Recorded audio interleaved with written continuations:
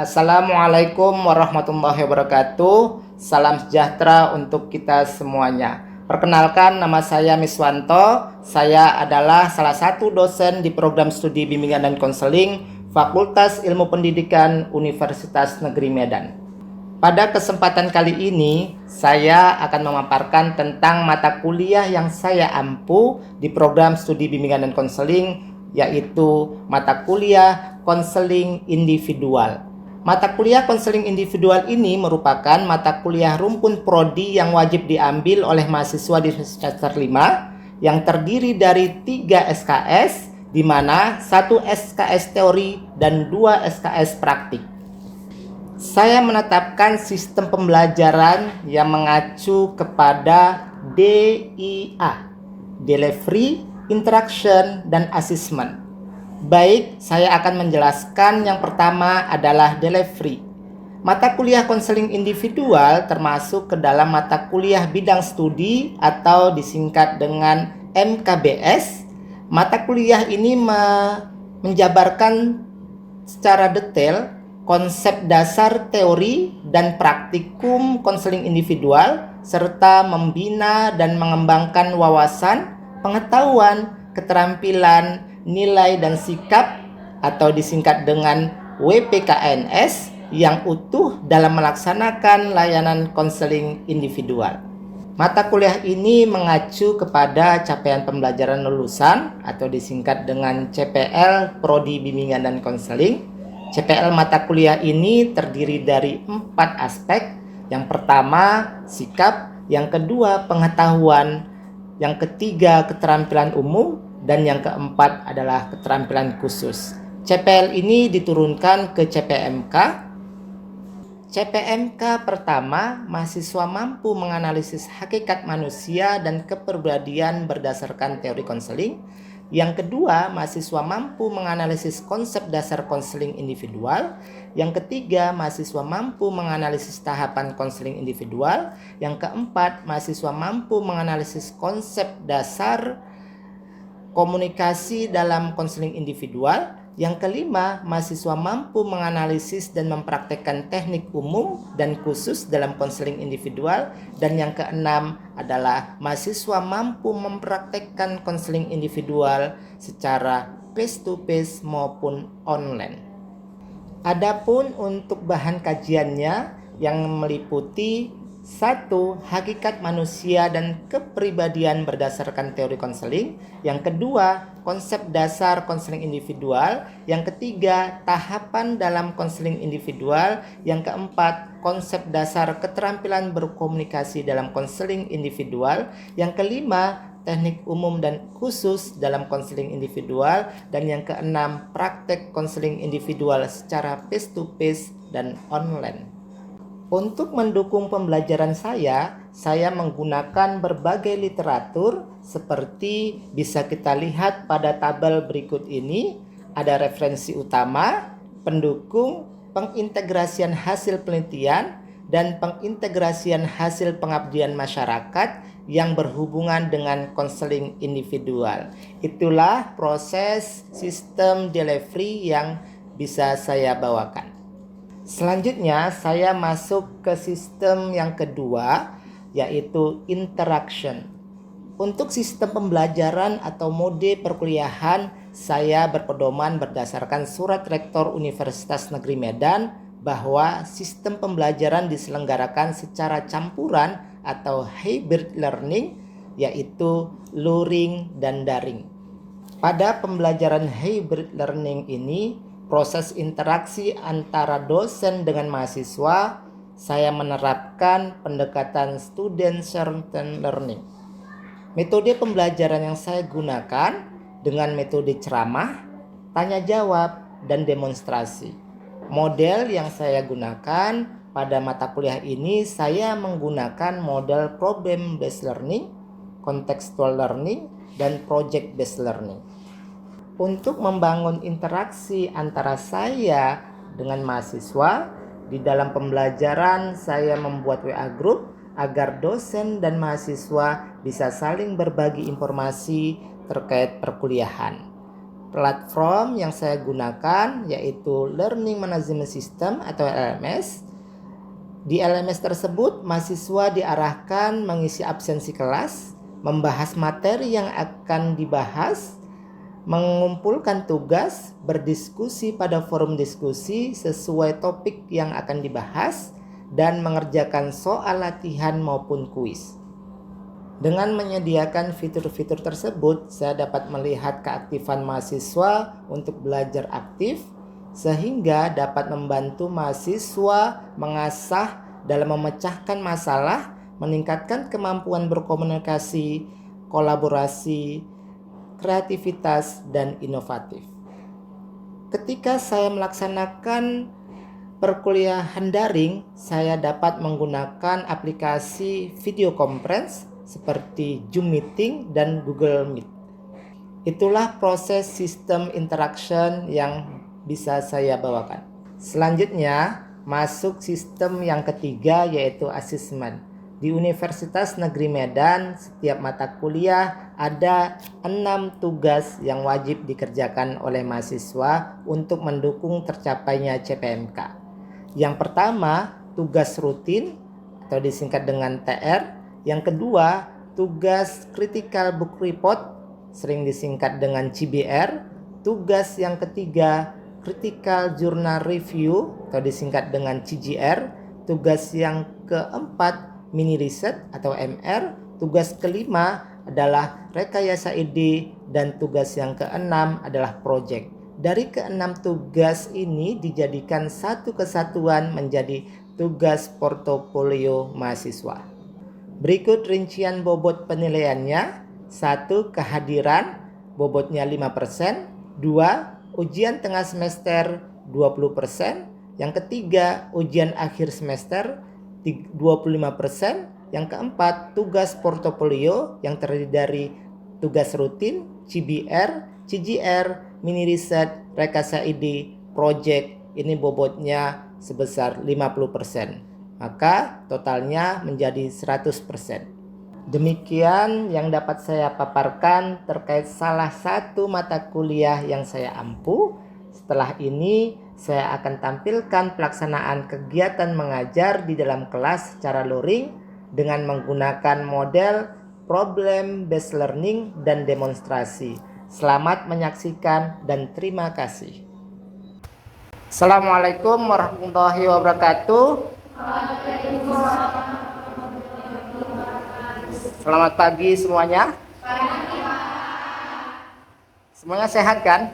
Sehat. Bertemu lagi kita di pertemuan keempat ini, mata kuliah konseling individual.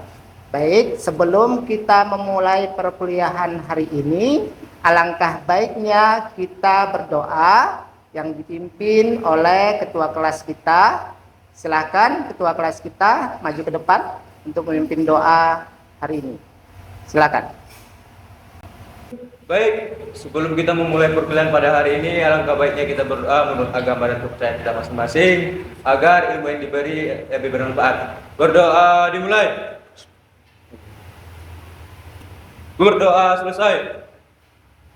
Oke, saya akan mengabsensi mahasiswa yang sudah hadir hari ini melalui LMS. Saya tanyakan apakah sudah mengabsensi semuanya di LMS? Sudah. Baik. Kita lihat bersama di LMS, ternyata sudah mengabsensi semua ya. Oke. Tidak ada yang sakit? Tidak ada. 3 hari yang lalu sudah Bapak berikan materi untuk yang didiskusikan di forum diskusi. Bapak lihat di forum diskusi ini sudah banyak yang berdiskusi dan sangat berantusias dalam berdiskusi terkait tentang materi yang Bapak berikan. Terima kasih untuk semuanya, tepuk tangan. Semoga hasil diskusinya ini bisa menambah wawasan untuk materi hari ini. Sebelum kita memulai materi kita hari ini, Bapak ingin menanyakan materi sebelumnya. Siapa yang masih ingat materi sebelumnya? Saya, Pak. Ya, silakan Audrey. Jadi dari materi minggu lalu kita telah membahas individu yang bermasalah dan tidak bermasalah dari salah satu teori psikoanalisa menurut Sigmund Freud. Jadi ciri dari manusia yang bermasalah itu yaitu individu yang tingkah lakunya cenderung untuk memenuhi kebutuhan biologis dan insting-instingnya, kemudian individu yang dipandang pesimistik karena tidak mampu memegang nasibnya sendiri.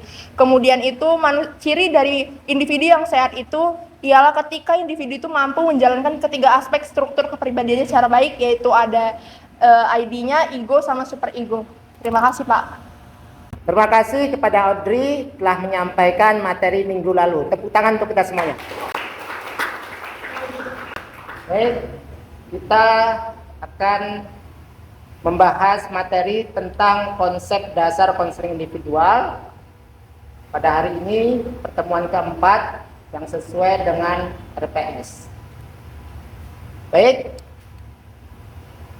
indikator yang ingin dicapai oleh mahasiswa, pertama, ketepatan mahasiswa dalam menganalisis konsep dasar konseling individual.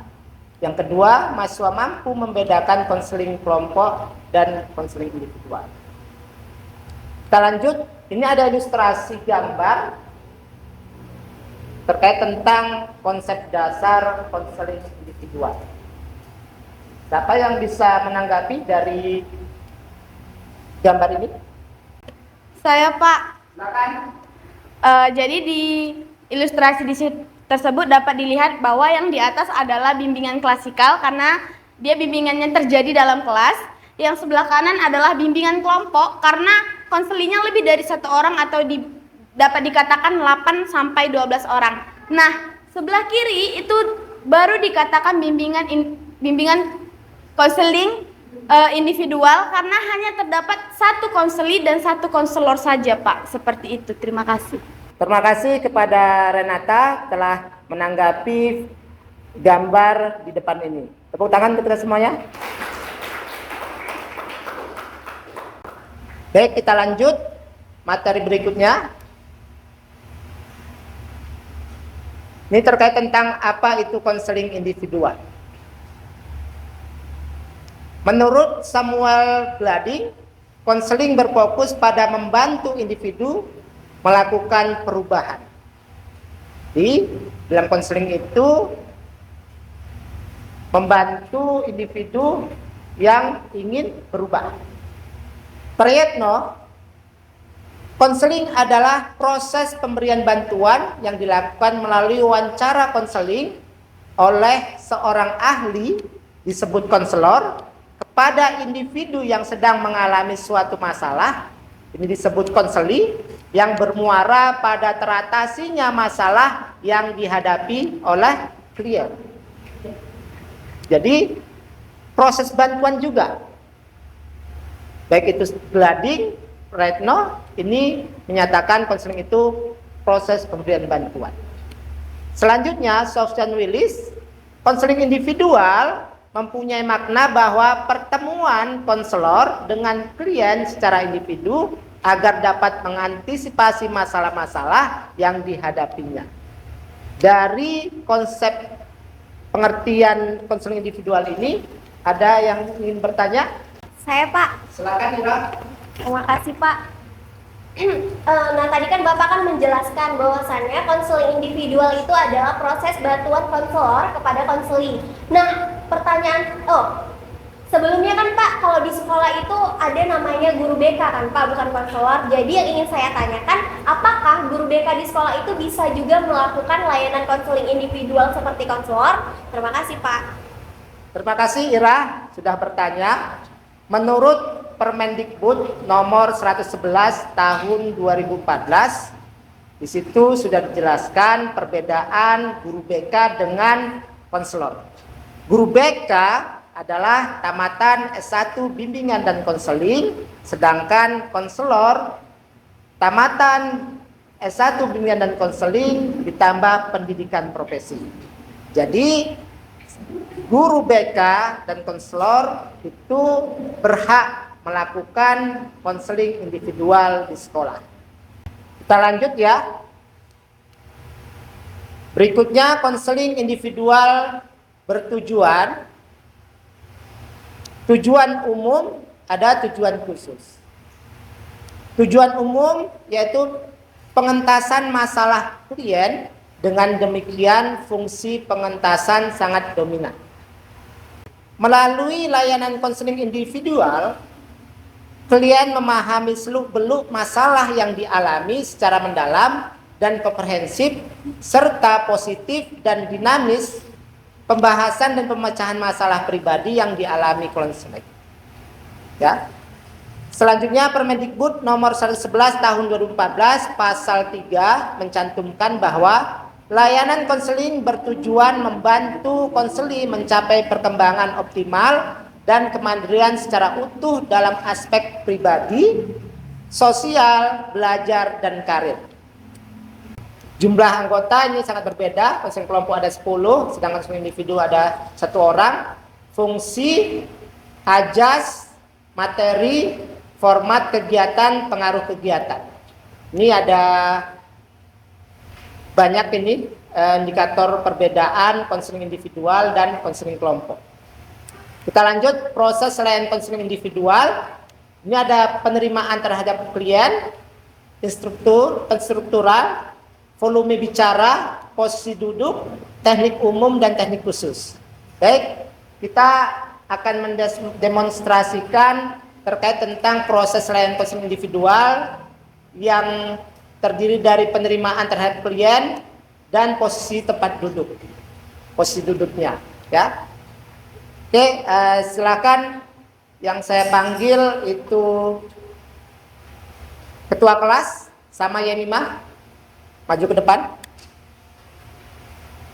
Kita akan mendemonstrasikan terkait tentang proses layanan konseling individual, terkait tentang penerimaan terhadap klien dan posisi duduk.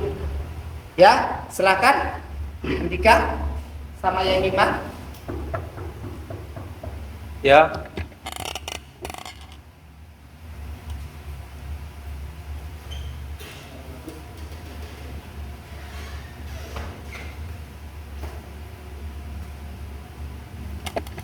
Baik, ini posisi duduk. Jangan terlalu jauh dan jangan terlalu dekat, baik itu konselor dengan kliennya. Kalau terlalu jauh, nggak dengar suaranya. Terlalu dekat, ini konseli dan klien nggak nyaman. Jadi, bagaimana posisi tempat duduknya? Silakan. Agak dekat sedikit. Lagi? Oke, terlalu dekat? Ya, kalau terlalu dekat, silakan senyaman mungkin. Bagaimana yang nyamannya? Oke, inilah tempat duduk yang ideal. Terima kasih Yemimah sama Andika. Silakan duduk kembali. Kita lanjut. Ini materi tentang konseling online. Pengertian konseling online berbasis digital, yaitu konseling online ini usaha membantu konseli dilakukan dengan memanfaatkan teknologi informasi. Bisa memanfaatkan Facebook, Instagram, LINE, WA, email, dan sebagainya. Selanjutnya, bisa menggunakan media sosial juga dengan video conference, yaitu menggunakan Zoom, Google Meet, WhatsApp video. Kita lanjut.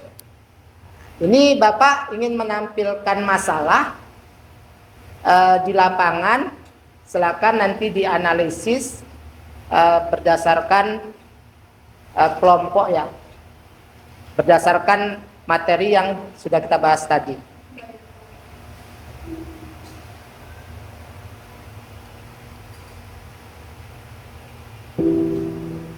Hai, namaku Asmi. Aku adalah orang yang pendiam dan penakut di kelas. Oleh karena itu, aku selalu mendapatkan perilaku buruk dari teman-temanku. Ya, selamat Walaupun menyaksikan. Aku tidak pernah menanggapi sikap mereka dengan serius. Terkadang mereka bersikap baik kepadaku, tapi hanya untuk mempermalukanku di depan teman-teman yang lain.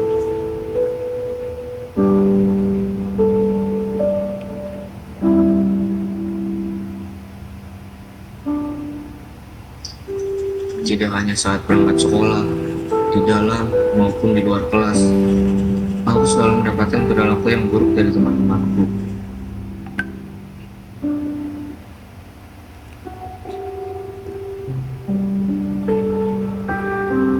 Walaupun aku sudah menceritakan keadaanku kepada guru, namun itu hanya memperburuk keadaan.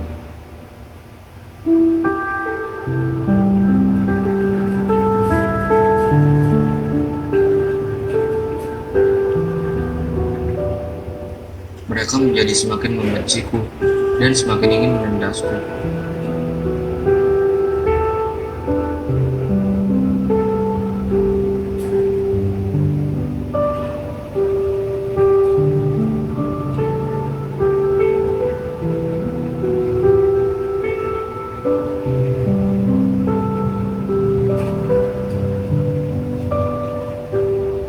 Sejujurnya, aku sudah tidak tahan lagi menghadapi sikap mereka yang selalu menindasku setiap hari.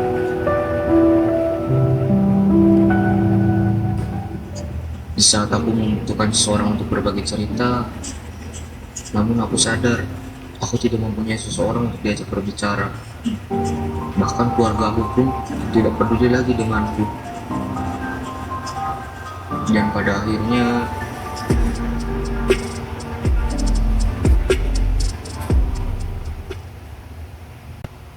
Baik, dari masalah yang saya tampilkan di video tadi, ada suatu masalah yang dialami oleh siswa SMA. Silakan Anda berbentuk kelompok yang sebanyak 4 kelompok. Jadi setiap kelompok menganalisis berdasarkan pengertian, tujuan, ajas-ajas, dan materi yang sudah kita pelajari tadi dikaitkan dengan masalah yang sudah saya tampilkan tadi. Sampai penyelesaian masalah yang saya tampilkan ini seperti apa. Oke, silakan terbentuk kelompok sebanyak 4 kelompok. Oke, kelompoknya sudah terbentuk semuanya. Ini ada lembar kerja kelompok yang diisi berhasil dari diskusi kalian, ya.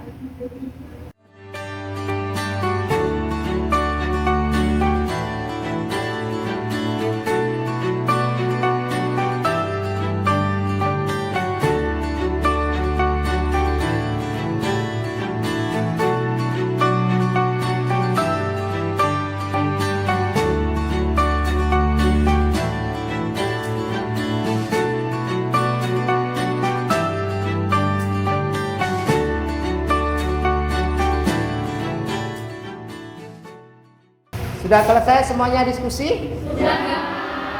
Baik, setiap kelompok harus menyajikan hasil diskusinya. Silakan siapa yang bersedia terlebih dahulu untuk menyajikan hasil diskusinya. Kelompok berapa? Ya, silakan kelompok 1. Baik, terima kasih atas kesempatannya Pak. Kami di sini dari kelompok 1 ingin memaparkan hasil presentasi kami terkait tentang kasus bullying. Nah, di mana kasus bullying ini adalah kasus yang tengah hangat dalam dunia pendidikan, di mana bullying ini sangat mengganggu keadaan psikologis individu. Nah, jadi untuk korban bullying itu kami memberikan terapi untuk korban tersebut, di mana kami memilih model konseling. Kami menggunakan konseling individual dengan menggunakan model konseling RED, di mana RED ini ada atau yang disebut dengan rational emotive therapy. RED ini dicetuskan oleh Albert Ellis pada tahun 1943, di mana Albert Ellis memandang bahwasanya manusia itu unik, memiliki pikiran rasional dan irasional, di mana rasional itu adalah artinya lurus ataupun searah. Jadi rasional itu bersifat logis, sedangkan irasional itu bersifat bertolak belakang atau tidak logis. Jadi di sini kan korban dari bullying itu dia merasakan dirinya mendapat penindasan dari teman-temannya. Jadi tujuan dari konseling, tujuan dari model RED atau rational emotive therapy ini untuk mengubah pikiran irasional menjadi rasional. Jadi itu kan untuk sesudah ya. Jadi kalau untuk teman-temannya atau ataupun pelakunya itu kami menggunakan bimbingan klasikal. Mungkin itu saja. Baik, terima kasih untuk kelompok 1. Tepuk tangan untuk kita semuanya. Baik, kita lanjutkan untuk kelompok berikutnya. Baik, semuanya sudah tampil, setiap kelompok sudah menyajikan hasil diskusinya. Maka berakhirlah perkuliahan kita hari ini. Sebelum kita akhiri, maka ada satu mahasiswa yang menyimpulkan hasil dari pembelajaran kita hari ini. Silakan, siapa yang ingin memberikan kesimpulan? Saya, Pak. Silakan, Renata. Baik, Pak. Jadi dapat saya simpulkan dari materi yang Bapak paparkan bahwa konseling individual adalah proses bantuan yang diberikan oleh guru BK atau konselor kepada individu yang bermasalah. Nah, ini bermuara teratasinya tentang masalah, baik masalah pribadi, sosial, karir, dan belajar. Nah, tadi ada video Bapak paparkan mengenai permasalahan bully. Nah, bully ini menurut saya dari pendapat teman-teman yang telah dipaparkan bahwa ini dapat diatasi dengan menggunakan konseling individual. Mengapa? Karena korbannya terdapat hanya satu orang dan ini sangat berfungsi pada asas kerahasiaan, Pak.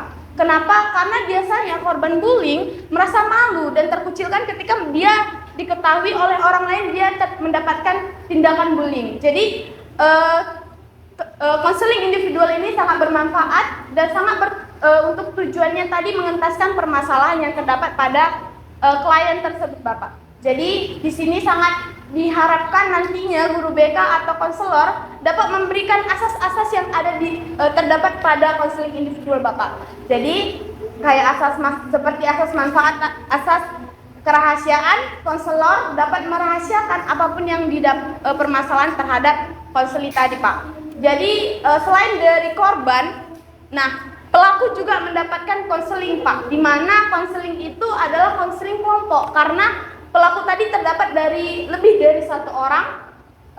Jadi itu diharapkan guru BK dapat melakukan konseling kelompok sehingga pelaku tadi dapat memahami bahwa tindakan yang dia lakukan itu adalah salah sehingga dia tidak melakukan tindakan bullying tadi kepada orang lain, Pak. Begitu aja menurut saya, Pak. Terima kasih. Terima kasih kepada Renata. Tepuk tangan lagi.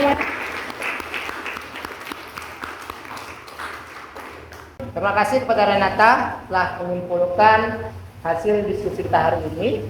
Kita lanjut untuk mengukur kemampuan Anda, berapa jauh Anda memahami materi ini. Silakan kerjakan kuis di link ini yang sudah Bapak bagikan. Ini pun sudah Bapak bagikan di LMS. Dan untuk tugas individu dan tugas kelompok ada 3 soal. Yang satu yang pertama itu buatlah suatu naskah tertulis percakapan konselor. Naskah konseling yang telah Anda tulis tersebut di atas gunakanlah untuk bahan diskusi sama di dalam kelompok atau 5 orang atau 5 orang. Yang ketiga, simpulan hasil diskusi. Hasil diskusi diupload melalui LMS pada pertemuan keempat. Ya, ini untuk bahan minggu depan, pertemuan kelima, silakan dikerjakan dan diupload ke LMS. Baik, sampai di sini perkuliahan hari ini. Saya akhiri. Assalamualaikum warahmatullahi wabarakatuh. Selamat siang.